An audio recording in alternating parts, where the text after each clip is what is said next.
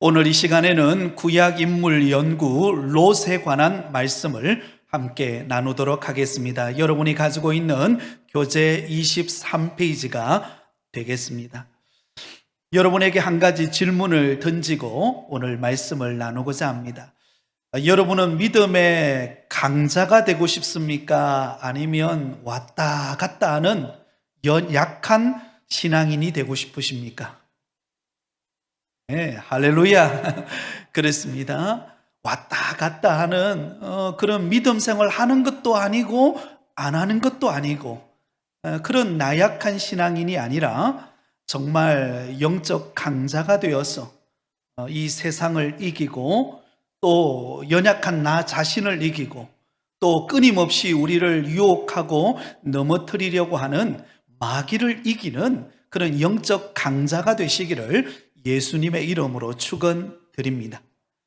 근데 오늘 우리가 살펴보게 되어질 이 롯은 어떤 사람인가? 그는 나약한 인생의 전형을 보여준다라는 것이죠. 이왕이면 참 우리에게 신앙의 아름다운 본이 되고 또 우리도 본받고 그러면 얼마나 좋겠어요? 그런데 오늘 본문에 등장하는 이 롯은 그런 영적인 기반이 탄탄한 그런 신앙인의 모습이 아니라 왔다 갔다 하면서 그런 나약한 인생의 모습, 그런 연약한 신앙인의 모습을 우리에게 보여주고 있다라는 것입니다. 자, 이 롯에 관하여서 우리가 좀 살펴보고자 합니다. 먼저 이 롯은 어떤 사람인가 하면 그는 하란의 아들입니다. 그리고 아브라함의 조카이기도 하죠.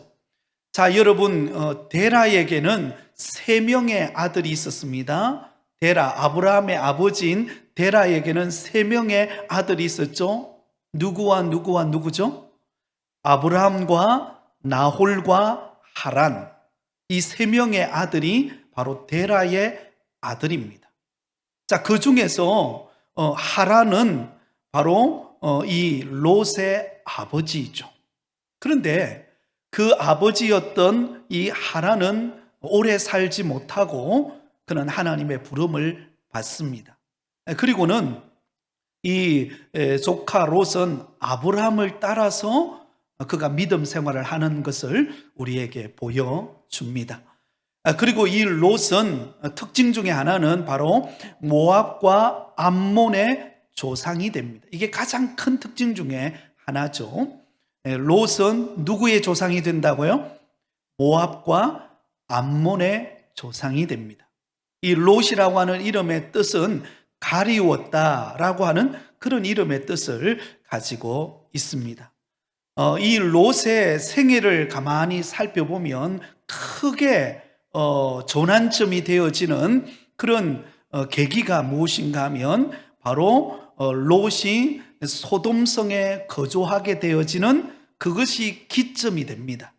그래서 롯의 생애를 크게 두 가지로 나누어 본다면 소돔성에 거주하기 전의 생활과 소돔성에 거주하고 난 이후의 생활로 둘로 나누어지게 된다는 것을 여러분 기억하실 수 있기를 바랍니다. 자, 롯의 생애가 소돔에 거주하기 전에는 그는 어떤 삶을 살게 됩니까? 먼저 아브라함을 쫓아서 그는 함께 믿음의 여정을 떠나게 됩니다. 하나님께서 아브라함을 선택하여 불렀습니다. 그때 나이가 몇 살이었죠? 75세. 75세의 나이에 하나님께서 아브라함을 불렀습니다. 그리고는 하나님이 약속해 놓은 가나안 땅으로 인도할 때에 이 아브라함과 함께 떠났던 사람이 누구인가 하면 바로 조카 롯이었습니다.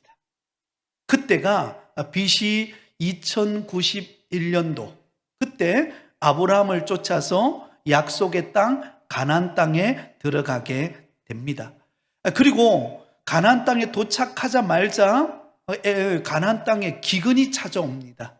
기근이 찾아왔을 때 아브라함이 그곳에서 기다리지 못하고 인내하지 못하고 애굽으로 내려가게 되죠.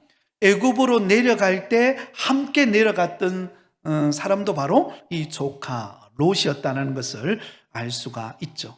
그래서 여러분, 애굽에 내려갔다가 우리가 잘 아는 사건, 아브라함이 자기 아내, 그때는 사레죠, 사레를 누이 동생이라고 속였다가 혼쭐이 난 그런 경험을 가지고 있습니다. 그리고는 다시금 하나님의 약속의 땅인 가나안 땅으로 돌아오게 됩니다. 가나안 땅으로 돌아왔을 때 하나님께서 아브라함과 그리고 조카 롯을 하나님이 축복하십니다.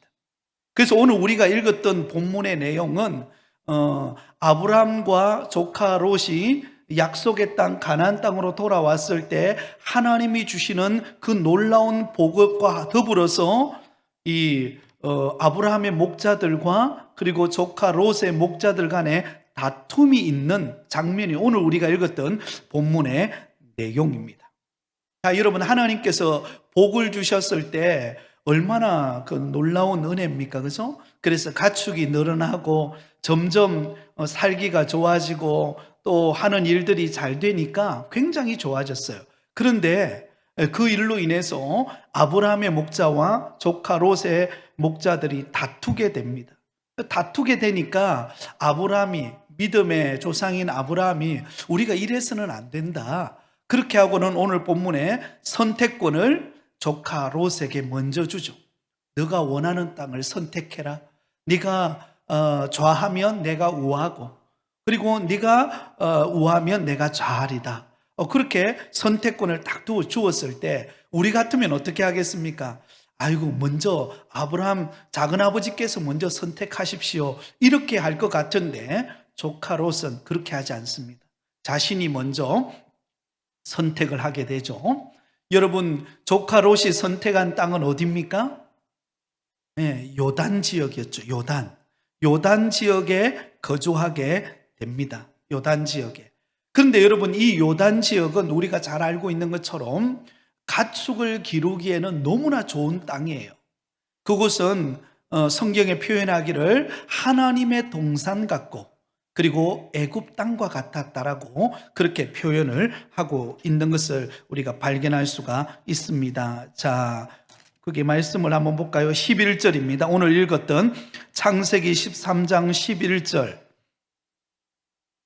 롯이 선택한 요단 지역이 어떤 곳이었는가를 이렇게 말합니다. 그러므로 롯이 요단 온 지역을 택하고 동으로 옮기니 그들이 서로 떠난지라. 그곳이 어떤 곳이었는가 하면 10절에 보면 이렇게 말하죠. 이에 롯이 눈을 들어 요단 지역을 바라본 적 소알까지 온 땅에 물이 넉넉하니 여호와께서 소돔과 고모라를 멸하시기 전이었으므로, 같이 읽겠습니다. 시작. 여호와의 동산 같고 애굽 땅과 같았더라. 자, 여러분, 조카 롯이 선택한 땅은 요단 지역이었는데 그가 마음이 들어서 그곳을 선택했는데 그곳이 어떤 땅이었는가 하면 여호와의 동산과 같고, 여호와의 동산이란 에덴 동산을 말하죠. 에덴 동산과 같고 애굽 땅과 같다. 애굽 땅의 젖줄이라고 할 수 있는 라헬강과 같이 물이 풍부했다는 거예요. 그러니까 가축을 기르기에 너무너무 적합하고 알맞춤인 그런 땅을 여러분, 이 롯이 선택을 했다는 것이죠. 어떤 면으로 인간적으로 보면은요, 굉장히 어떤 면으로 보면 잘 선택했다라고 말할 수 있을 정도의 그런 땅입니다. 근데 문제는 그 땅이 또한 어떤 땅이었다라고 말하고 있습니까? 우리 그 뒤를 보시기 바랍니다. 13절입니다. 창세기 13장 13절. 우리 같이 읽겠습니다. 시작. 소돔 사람은 여호와 앞에 악하며 큰 죄인이었더라.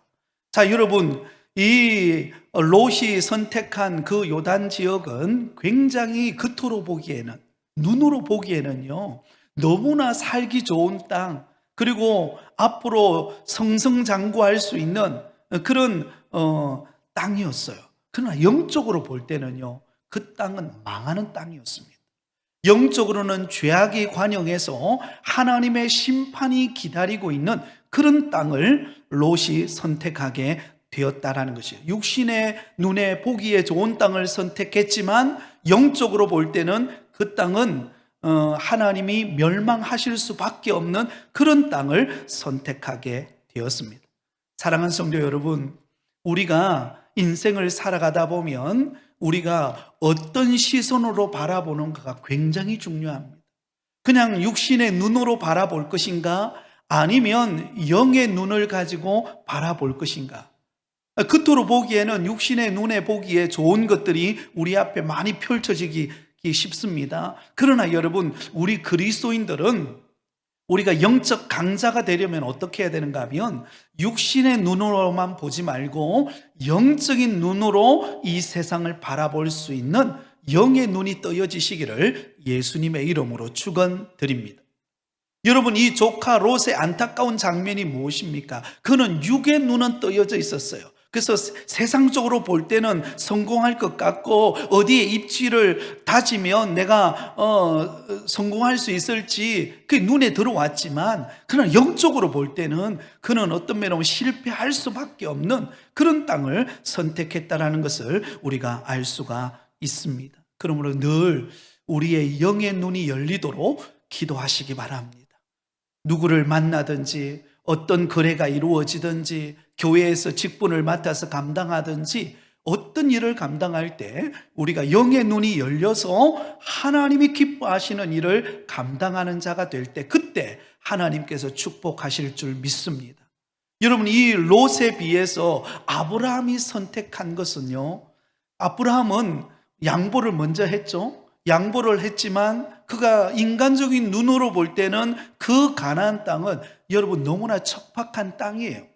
그리고 이미 가나안 땅에는요, 원주민 가나안 족속들이 포진해 있는, 그러니까 그 땅을 개척하고 땀 흘리고 수고하고 노력해야만 얻을 수 있는 그런 땅이었어요. 그런데 하나님께서 아브라함에게는 어떻게 말씀합니까? 동서남북을 바라보라. 내가 이 땅을 너와 자손에게 주겠다. 할렐루야. 그래서 하나님이 그 믿음의 눈을 들어서 바라보는 그 아브라함의 믿음의 시선으로 바라보았을 때 그 땅은요, 황폐한 땅도 아니고 그 땅은 일구어야 되는 고통의 땅이 아니라 하나님의 약속해 놓은 기름진 땅이 될 수가 있었던 것입니다. 그러므로 우리는 영의 눈을 열어서 하나님을 바라볼 수 있는, 하나님의 뜻을 이루어가는 믿음의 성도들이 되실 수 있기를 바랍니다. 자, 여기까지가 소돔과 고모라 성에 딱 머무는 들어오는 순간까지의 이야기입니다. 자, 그리고 그 다음에는 소돔과 고모라 성에 이제 들어가서 그가 어떻게 살고 있는가를 보여줍니다. 자, 여러분 저를 주목해 보세요. 자, 이 조카 롯이 선택한 땅은 어디였다 그랬죠? 요단 지역이라 그랬죠. 그러니까 요단 지역을 선택한 이유는 뭡니까? 앞으로 내 인생이 잘 승승장구하고 싶어서, 만사형통하고 싶어서 여러분 이 조카 롯은 어디를 선택했어요? 요단 지역을 선택했죠. 그리고 눈에 보기에 너무 좋은 땅이었어요. 그런데 여러분 보세요. 소돔성에 들어가고 난 다음에 이 롯에게 어떤 일이 벌어지는가를 보세요. 그게 1번을 보시면 이렇게 적혀 있죠. 그롤라움의 왕과 그 동맹군에게 사로잡혀 가서 아브라함이 구출해 오는 장면이 나옵니다. 자, 그 장면이 여러분 창세기 14장에 나와요. 자, 우리 창세기 14장 1절과 2절 말씀을 보겠습니다. 창세기 14장 1절과 2절 말씀. 이 장면은 롯이 소돔과 고모라 성에 들어가서 정착하고 난 다음에 무슨 일이 일어나는가를 소개하고 있습니다. 첫 번째 사건이에요. 당시에 시날 왕 아브라벨과 엘라살 왕 아리옥과 엘람 왕 그돌라오멜과 고임 왕 디다리. 자, 여기 나오는 네 개의 나라가 나오죠, 그죠? 네 개의 나라에 네 명의 왕들이 나옵니다. 여기 나오는 이 1절에 나오는 이 네 명의 왕들은 북쪽에 위치해 있는, 이스라엘 나라 북쪽에 위치해 있는 북쪽 4개 연합군이에요. 이 북쪽 4개의 연합군이 남쪽에 있는 5개 연합군에게 침공해 들어오는 겁니다. 남쪽에 있는 5개 연합군은 2절에 나옵니다. 소돔 왕 베라와 고무라 왕 비르사와 아드마 왕 시납과 스보임 왕 세베멜벨과 벨라 곧 소알 왕과 싸우니라. 자, 여러분 저를 보세요. 북쪽 지역의 4개의 연합군과 남쪽 지역의 소돔과 고모라 성을 포함한 5개의 연합군이 전쟁이 벌어진 거예요. 그 틈바구니에 누가 있어요? 바로 조카 롯이 위치해 있는 겁니다. 소돔과 고모라 성에. 근데 이 전쟁에서 누가 승리하는가? 남쪽에 있는 소돔과 고모라 성에 있는 롯이 속해 있는 남쪽 연합군이 승리하는 게 아니라 북쪽 연합군이 승리해요. 그래서 이 남쪽에 있던 조카 롯이 속해 있는 그곳에 있는 사람들이 포로로 끌려갑니다. 북쪽으로 끌려가요. 자, 여기서 잘 보세요. 여러분, 이 롯이 선택할 때만 하더라도 이런 일이 있을 거라고 예상했을까요? 전혀 예상하지 않았겠죠. 내가 선택한 요단 땅, 그곳은 에덴 동산과 같고 애굽 땅과 같은, 내 앞에는 이제 성성장구하고 나의 앞에는 이제 모든 게 만상형통할 거라고 생각했는데 이게 웬일입니까? 웬일입니까? 그의 앞에는 전쟁이 벌어지고 그 전쟁으로 인해서 북군 연합군의 포로가 되어서 끌려가는 신세가 되어버렸다는 것입니다. 사랑하는 여러분, 우리의 인생은요, 한치 앞을 몰라요. 여러분, 내일 일을 아십니까? 우리가 아무리 많은 계획을 세운다 할지라도요, 우리는 내일 일을 모릅니다. 여러분, 롯이 만약에 이런 전쟁이 벌어지고 그가 포로로 끌려갈 것이라고 예상했다면 그 요단 지역을 선택했겠습니까? 그렇지 않았겠죠. 그러나 그의 앞에는 육신의 눈을 따라서 육신의 일을 결정할 때 그의 앞에는 예상치 못한 이러한 문제들이 발생하게 되는 것을 우리가 이 성경을 통해서 알 수가 있습니다. 자, 그 다음에 두 번째로 무슨 일이 벌어집니까? 여러분, 바로 그 조카 롯이 거주했던 소돔과 고모라 성이 멸망하게 됩니다. 자, 그게 두 번째로 보시면 천사들에게 소돔의 멸망 소식을 듣고 온 가족이 소알성으로 피신하는 장면이 어디 나오는가 하면 창세기 19장에 나옵니다. 창세기 19장으로 가보시겠습니까? 창세기 19장 23절에서 25절까지 말씀을 보겠습니다. 창세기 19장 23절에서 25절. 자, 여러분, 조카 롯이 그곳에서 만상형통하고 싶어서 선택해서 거주했던 소돔과 고모라 성이 어떤 결과를 가져오는가? 23절부터 25절까지 우리 같이 읽겠습니다. 시작. 롯이 소알에 들어갈 때에 해가 돋았더라. 여호와께서 하늘 곧 여호와께로부터 유황과 불을 소돔과 고모라에 비같이 내리사 그 성들과 온들과 성에 거주하는 모든 백성과 땅에 난 것을 다 엎어 멸하셨더라. 아멘. 자, 여러분, 롯이 선택할 때만 하더라도 눈에 보기 너무 좋은 땅이었어요. 이제 그곳에 들어가면 나는 이제 떵떵거리고 마음껏 살 수 있을 거라고 생각했습니다. 그런데 전제가 있었죠. 그 소돔과 고모라 성은 하나님이 보실 때는 죄악이 관영했던 곳, 멀지 않아 하나님이 멸망할 곳이었습니다. 아니나 다를까 오늘 본문에 보면 하늘로부터 비같이 무엇이 내립니까? 유황과 불이 임하여서 그 죄악이 관영한 소돔과 고모라 성이 멸망합니다. 의인 몇 명이 없어서 멸망하죠? 의인 10명이 없어서 그 땅이 멸망을 당하게 됩니다. 흔적도 없이 사라져 버리는 거예요. 여러분, 롯이 선택할 때만 해도 그렇게 될 거라고 전혀 예상 못했어요. 그런데 하나님께서 하늘에서 유황과 불을 비같이 내리사 그 땅을 완전히 태워버린 것입니다. 그 다음에 보세요. 마지막으로 그 소돔과 고모라 성을 선택했을 때 무슨 일이 벌어집니까? 자, 19장 26절입니다. 19장 26절 우리 같이 읽겠습니다. 시작. 롯의 아내는 뒤를 돌아보았으므로 소돔 기둥이 되었더라. 자, 하나님께서 소돔과 고모라 성을 탈출해 나올 때 뒤를 돌아보지 말라고 말씀했죠. 뒤를 돌아보지 말고 앞만 보고 달려가라 그랬습니다. 그런데 여러분, 이 롯의 아내는 뒤를 돌아봅니다. 왜 돌아보았을까요? 그가 가지고 있었던 그 패물, 자신이 누렸던 그 부귀영화, 거기에 대한 미련을 버리지 못한 겁니다.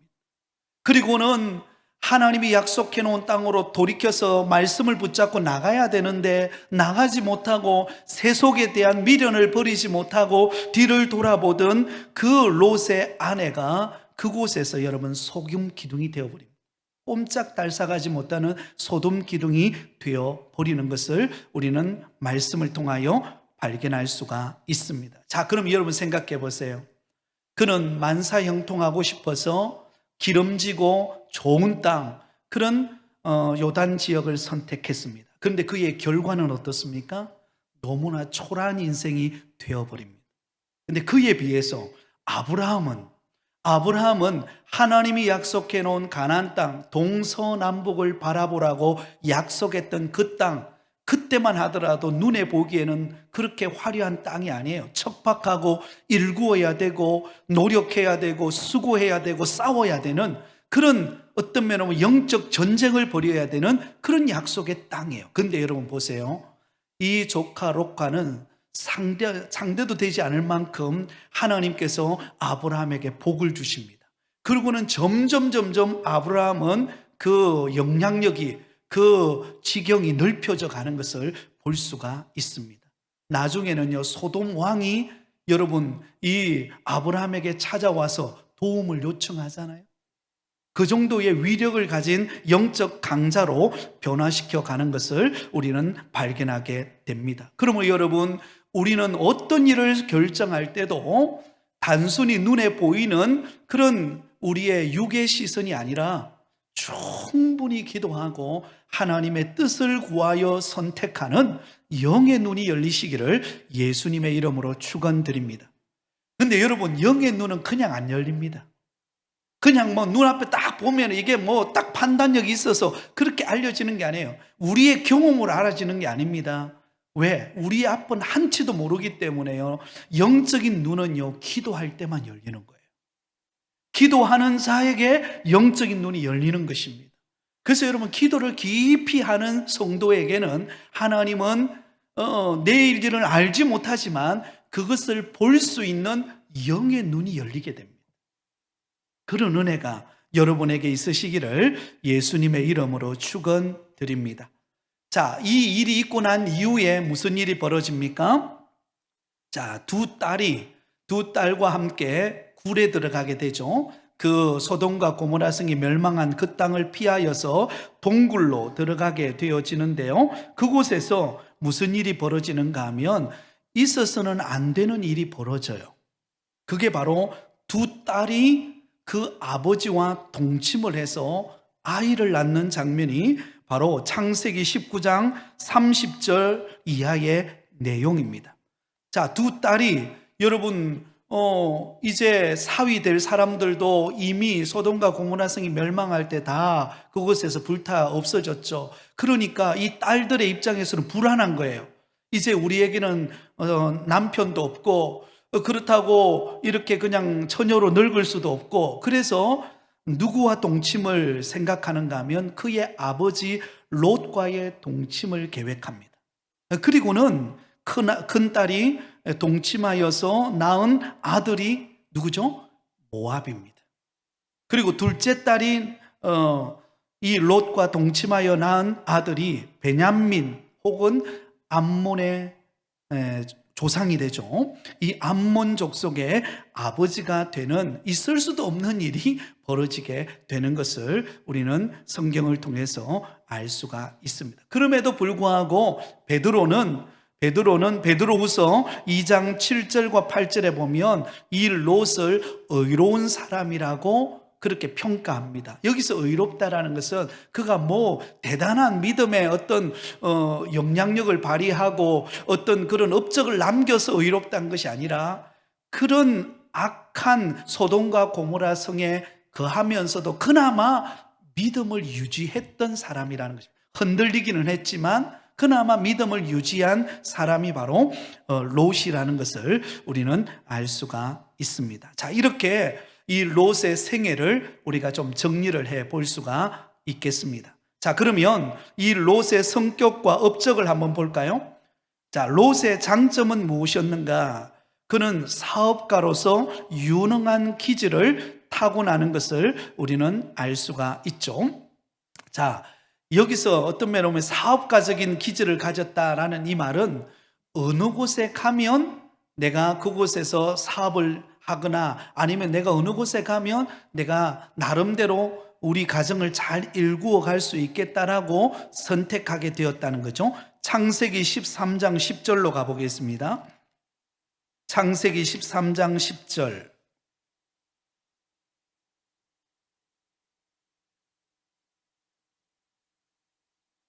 자, 우리 같이 한번 읽겠습니다. 시작.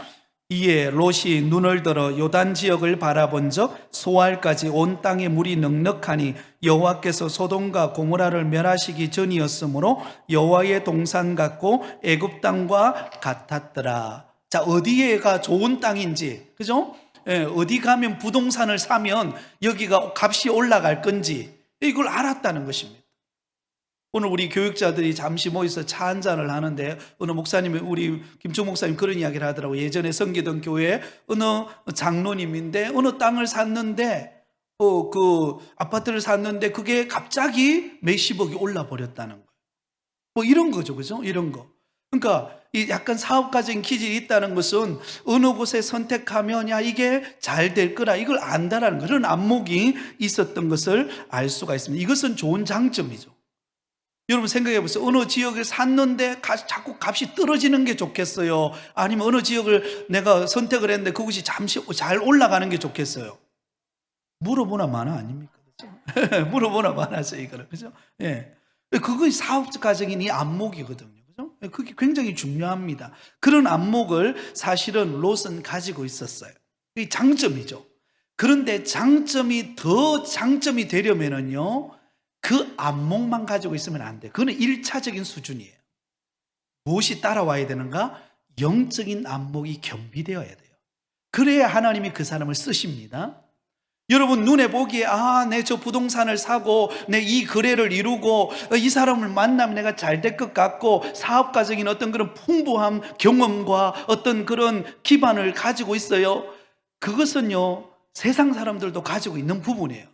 그래서 잘 될 수도 있습니다. 그러나 이것을 하나님이 기뻐하는 영적인 강자로서 쓰임 받으려면요 기도의 사람이 되어야 돼요. 하나님 앞에 무릎 꿇어 기도하고 하나님의 철저한 인도함을 받을 때에 이게 플러스가 되는 겁니다. 그래서 더 강력한 힘을 발휘하게 되는 것입니다.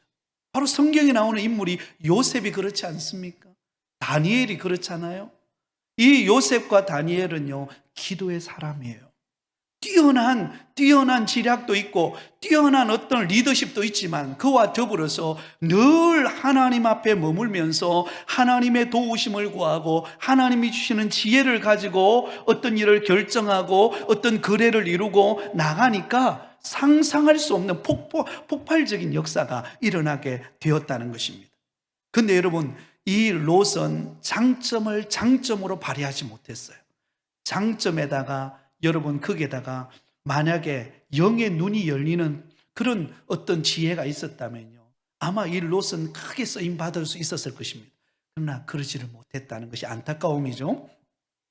또 그럼에도 불구하고 그는 의로운 사람으로 베드로후서에서는 기록됩니다. 그는 믿음의 사람이었다라는 이야기입니다. 자, 그런데 그의 단점이 무엇입니까? 이기적인 선택을 하는 사람이었습니다. 아브라함만 따랐을 뿐 하나님에 대한 개인적인 신앙이 없었고 주변 상황에 쉽게 동화되어지는 사람이었습니다. 우리가 롯을 살펴보면 우리 조금 전에 제가 롯의 생애에 대한 이야기를 하지 않았습니까? 이 롯은요 나름대로 어떤 인간적인 눈을 가지고 선택하고 했지만 쉽게 상황에 따라 동요되어지는, 그래서 아마 굉장히 그가 소돔과 고모라 성에 살면서 영적으로 굉장히 힘들었을 것입니다. 베드로후서 2장 7절과 8절에 보면 여러분 이렇게 표현을 하고 있습니다. 우리 한번 찾아보고 넘어가겠습니다. 베드로후서 2장 7절과 8절 한번 찾아보시기 바랍니다. 자, 이 롯이 어떤 사람인가를 일목요연하게 딱 표현해주고 있는 말씀입니다. 사도 베드로가 평가한 그 내용이죠. 베드로후서 2장 7절과 8절. 다 찾으셨으면 우리 한 목소리로 같이 읽겠습니다. 시작. 무법한 자들의 음란한 행실로 말미암아 고통당하는 의로운 롯을 건지셨으니 이는 이 의인이 그들 중에 거하여 날마다 저 불법한 행실을 보고 들으므로 그 의로운 심령이 상함이라. 자, 여러분 이 말씀 속에 보면은요, 롯이 지금 어떤 상황인가를 두 가지로 표현하고 있습니다. 하나는 믿음의 사람이었다는 거예요. 의로웠다는 거죠. 그런데 또 하나는 뭐예요? 의로운 사람이었음만은 그러나 그 소돔과 고모라 성에 살면서 그의 마음은 어떤 마음이었어요? 상했다라고 표현하고 있습니다. 그 의로운 심령이 상함이라, 이 흔들렸다는 거예요. 믿음의 사람으로서, 영적 강자로서 그런 타락한 문화 속에 사로잡히지 아니하고 믿음으로서 영향력을 발휘하면서 하나님의 뜻을 이루어야 되는데 그러지를 못했다는 거예요. 믿음의 사람이긴 하지만 어때요? 그들의 영향을 받아가지고 그 마음이 상하고 때로는 짓눌리고 때로는 영적인 실패를 경험하고 낙심하고 좌절하는 인생이 되어버렸다는 거예요. 주변의 상황에 끌려다니는 신앙이었다는 것입니다. 사랑하는 여러분, 저와 여러분의 신앙이 환경에 끌려다니는 신앙이 아니라 환경을 지배하는 신앙이 되기를 바랍니다. 이게 영적 강자입니다. 영적 강자예요. 그래서 여러분 때로는 고난이나 환경에 어려움이 찾아왔을 때는 왜 이렇게 찾아왔을까? 누구나 다 그런 생각을 갖게 되죠. 그러나 여러분 영적 강자들은 어떻게 생각합니까? 그런 고난과 시련이 왔을 때는 이 과정을 통하여 하나님께서 나에게 복을 주실 계획이 숨어 있구나, 그렇게 바라봐야 된다는 거죠. 한번 따라하겠습니다. 고난은 변장된 축복입니다. 이게 영적 강자가 생각하는 관점이에요. 근데 나약하면, 영적으로 여러분 시들시들하면 어떻게 보입니까? 고난이 나를 짓눌려 버려요. 어려움이 찾아와가지고 나를 그냥 막 구렁텅이 속으로 막 집어넣는 것과 같아요. 그러나 영적 강자는 똑같은 고난이 와도, 똑같은 시련이 와도 이 과정을 통하여 하나님이 주실 은혜가 있음을 바라보고 흔들리지 않는 거예요. 주님 바라보고 달려가는 것입니다. 그러므로 여러분, 상황이 아무리 휘말아쳐 온다 할지라도 우리는 주님이 나와 함께하고 계심을 믿으시기 바랍니다.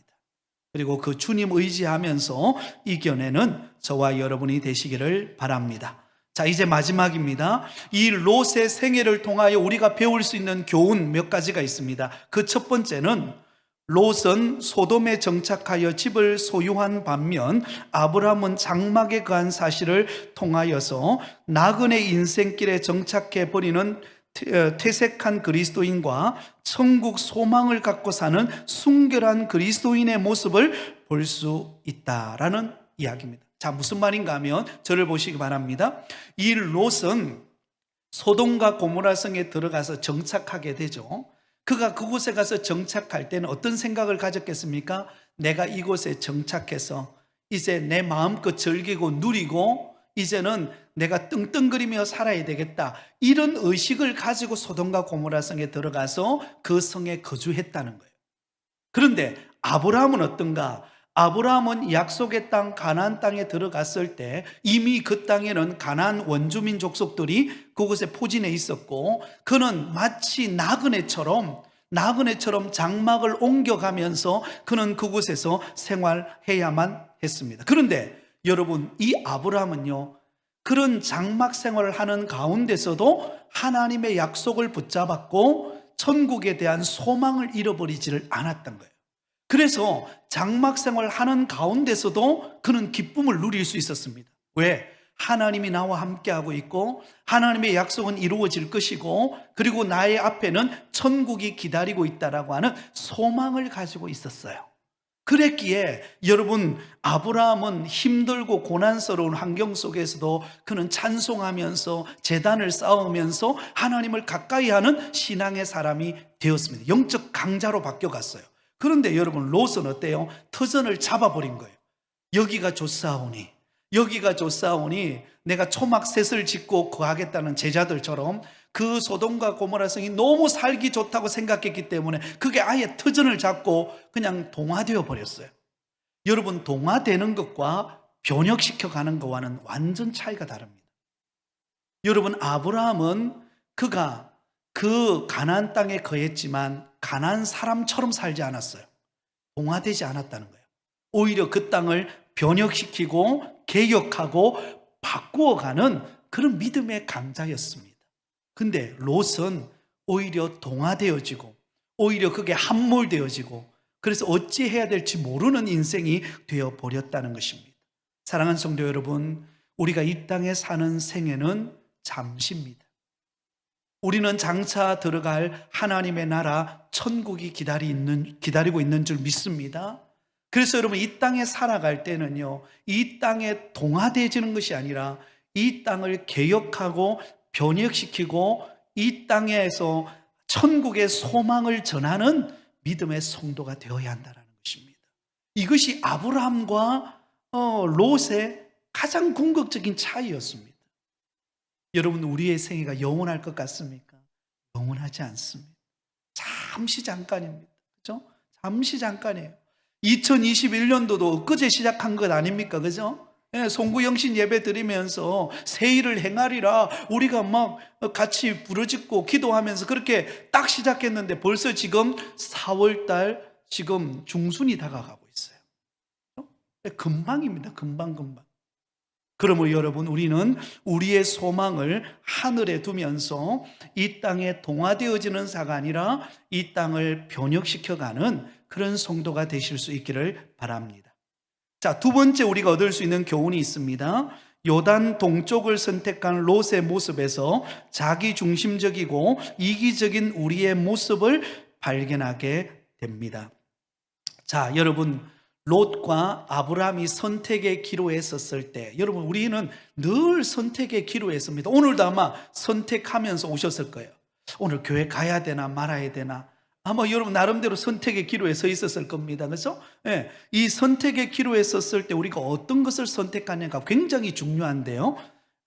이 롯은 선택의 기로에 섰을 때 무엇을 선택합니까? 자기 중심적이고 이기적인 욕망을 따라서 요단 지역을 선택합니다. 그 땅이 하나님이 기뻐하시는 땅인지, 하나님 앞에 지금 범죄한 땅인지 아닌지 그것을 본 것이 아니라 자기 눈에 보이기에 좋은 육체적인 육신을 쫓아가는 욕망을 추구하기에 좋은 땅인지 그것을 보면서 선택한 땅이 요단 땅이에요.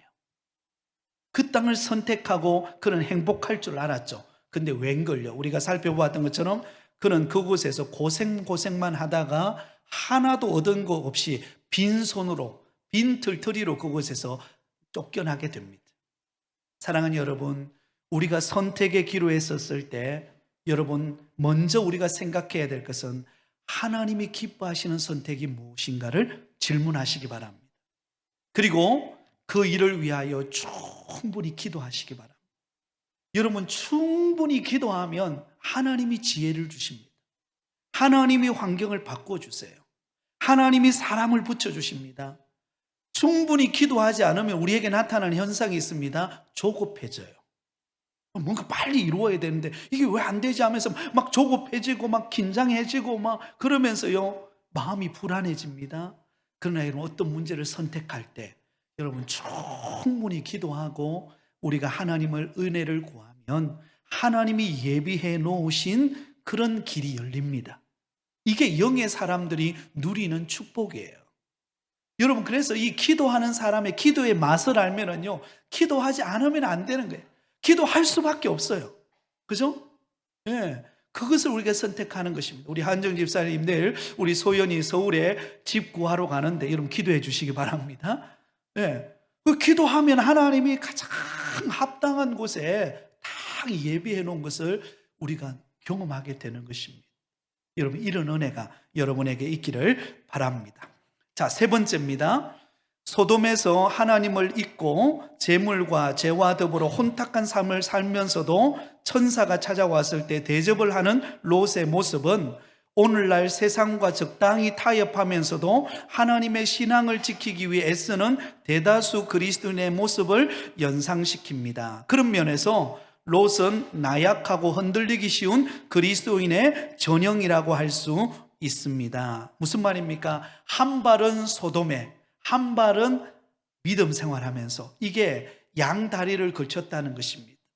여러분, 소돔성에 거하였던 여러분 롯은 그 세상의 문화와 그 타락한 환경의 지배를 받았습니다. 그래서 늘 갈등하면서 고민하면서 지냈어요. 그러면서도 또 하나님의 천사가 왔을 때는 대접하는 것을 통해서 나름대로 믿음으로 살려고 하는, 이게 계속 반복되었다는 것입니다. 교회 올 때는, 주일날 교회 왔을 때는 은혜가 되고, 그러나 또 한 주간 세상에 갔을 때는 세상의 온갖 문화와 세속의 타락한 환경에 지배를 받아서 흔들리는 신앙생활, 왔다 갔다 하는 신앙생활을 반복하면서 보냈던 사람이 누구인가? 바로 롯이었다는 거예요. 영적 어린아이였다는 거죠. 성숙하지 못한, 그죠? 육신에 속한 그런 삶을 살았던 사람이 바로 롯이었다는 것을 알 수가 있죠. 여러분, 이왕 하나님을 믿기로 작정하셨다면 여러분 온전히 주님을 믿으실 수 있기를 바랍니다. 네, 주님께 온전히 여러분 삶을 드려보세요. 삶을 주님께 드리고 맡기고 나가면 안 될 것 같은데 되게 하십니다. 하나님이 길을 여세요. 그러면 여러분 이 믿음에 점점 하나님을 가까이 하면 여러분 약간 단순해집니다. 영적으로 단순해져요. 혼란스러운 생각들이 점점 이렇게 정리가 되면서 단순해집니다. 하나님을 믿어지고 하나님의 약속을 붙잡고 나가면 여러분들 이 흔들리는 것이 흔들리지 않고 하나님의 말씀을 붙들고 나가기 때문에 흔들리지가 않는 거예요. 여러분, 주님 안에서 오직 주만을 바라보고 흔들리지 않는 신앙이 되기를 바랍니다. 그래서 좀 여러분 주님 앞에서는 좀 단순해지시기 바랍니다. 너무 복잡해져요. 누가 그런 말을 하더라고요. 주름살이 늘어나는 만큼 근심도 늘어난다 그래요. 그렇죠? 주름살이 늘어나는 만큼 이 근심이 깊이도 더 늘어나는, 그러니까 이 말이 무슨 말입니까? 우리가 나이가 들어가면 들어갈수록 근심의 분량도 더 많아진다는 거예요.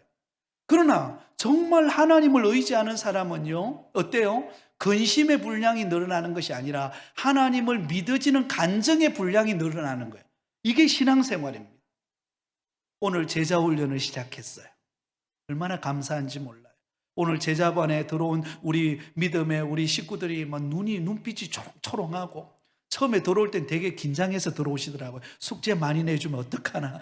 근데 들어와서 모임을 가지는데 얼마나 은혜가 되는지, 제가 은혜가 되고 함께 나누면서 은혜를 받고 그렇게 출발을 했습니다. 여러분, 우리가 주님을 알아가면 알아갈수록 간증이 많아져야 되는 거예요. 하나님이 나의 삶 속에 역사하시는 하나님의 놀라운 솜씨들을 우리가 고백하고 간증하고 그 은혜에 감격하는 것이 신앙생활입니다. 근데 그렇지 못하고 양발을 딱 같이 놓고 있으면, 세상에 한 발, 교회에 한 발 넣어놓고 있으면요, 간증은 없어지고 뭐만 많아질까요? 근심이 많아져요. 걱정 근심이 많아져요. 아이고, 이것도 안 되고 저것도 안 되고 어떻게 하면 좋지? 그러나 이번은 단순해져야 돼요. 그건 하나님께 탁 맡기고 하나님을 의지하고 나가면서 간증의 분량이 많아지고 하나님이 나와 함께 하시는 것을 더 경험하게 되면 여러분, 우리가 주님을 바라보는 믿음의 영적 강자가 될 줄 믿습니다. 마지막입니다. 네 번째, 롯은 단지 아브라함을 따라 움직이는 신앙인이었지만 구체적으로 하나님께 경배하는 신앙인이 아니었습니다. 그러나 하나님께서는 롯과 같이 주어진 삶의 여정에 수동적으로 따르기보다는 주체적으로 선을 베풀며 다른 사람들에게 유익을 끼치는 사람을 더 기뻐하십니다. 자, 여러분, 처음에 이 조카 롯은 아브라함을 따라다닙니다. 여러분, 아브라함을 따라다닌다는 것은 롯에게서는 큰 어떤 면을 보면 많은 은혜를 경험할 수 있는 그런 어떤 기회예요. 믿음의 조상인 아브라함을 따라다니면서 아브라함이 믿음으로 살았던 모습을 본받고 도전받는 것은 너무나 좋은 거예요. 그렇다면 롯이 그것을 본받았다면 롯도 하나님 앞에서 그가 정말로 하나님을 경배하는 모습, 가는 곳곳마다 제단을 쌓고 하나님을 의지하고 믿음 안에 견고하게 서 있는 모습을 보이는 것이 마땅하지 않아요? 근데 여러분, 롯은 하나님 앞에 제단을 쌓았다는 말이 하나도 없습니다. 눈꼽만큼도 없어요. 이게 아브라함과 롯의 차이입니다. 아브라함은 가는 곳곳마다 제단을 쌓습니다. 그러니까 늘 하나님과 동행했다는 거예요. 실수해도 하나님께 나옵니다. 여러분, 아브라함의 믿음이 대단한 것이 실수가 없는 게 아니라 실수함에도 불구하고 하나님 앞에 나와 하나님을 가까이 하고 적극적인 신앙생활을 하게 되었다는 거예요. 그러니까 그런 아브라함을 들어서 하나님의 위대한 역사를 이루어 가는 겁니다. 근데 롯은 그런 신앙의 적극성이 없어요. 하나님 앞에 나와서 예배하고 아브라함처럼 그런 도전적인 신앙생활이 아니라 자기만을 생각하고, 그죠? 이기적인 어떤 욕망을 어떻게 하면 추구할까, 여기에 관심을 두다 보니까 정말로 하나님의 역사를 이루어 가야 될 그런 현장 앞에서는 소극적으로 변해버린 거예요. 그러니 남는 게 없죠. 그가 남긴 게 뭡니까? 모압과 그 다음에 암몬 족속을 남기는, 그죠? 그게 유일한 거예요. 사랑하는 성도 여러분, 저와 여러분의 신앙이 소극적인 신앙이 아니라 적극적인 신앙이 되기를 바랍니다. 그러려면 여러분들이 은혜를 갈망해야 됩니다. 은혜를 갈망하고 하나님을 예배하고 하나님 앞에 기도하고 하나님의 그 놀라운 신령한 은혜를 사모하기로 갈망하고 나오는 자에게 하나님께서 그들을 통하여 하나님의 역사를 이루어 가신 줄 믿습니다. 우리는 이 롯을 통하여, 나약한 모습을 보인 이 롯을 통하여 도리어 우리는 도전을 받고 하나님 앞에서 우리가 정말로 적극적인 신앙생활을 통하여 하나님을 기쁘시게 하실 수 있기를 바랍니다. 참, 하나님이 어떤 사람을 좋아할까? 저는 쭉 목회를 해오고 많은 사람들을 만나면서 정말 은혜를 사모하는 사람, 갈망하는 사람에게 하나님은 그 사람에게 복을 주세요. 오늘 또 목사님 그 이야기를 하대요. 고무줄 그릇이라 그랬나요? 예. 우리가 여러분 은혜를 사모하는 만큼 이 고무줄이 늘어나요. 그만큼 주시면 그만큼 받아요. 또 적게 주시면 적게 받는 것으로 기뻐하면서 또 은혜를 사모하면 하나님은 또 지경을 넓히시는 것입니다. 여러분, 사모하는 마음으로 나오시기 바랍니다.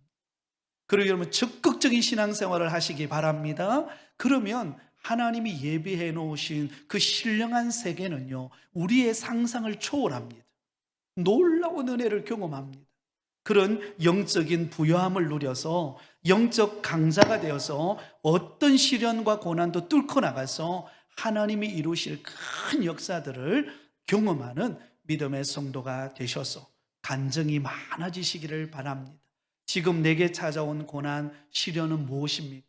그것은 하나님이 우리에게 간증의 축복을 주시기 위한 그런 우리의 삶의 현장으로 우리를 밀어넣으신 것입니다. 그래서 그곳에서 하나님을 바라보고 기도하고 승리하셔서 영적 강자들로 쓰임 받으실 수 있기를 예수님의 이름으로 축원드립니다.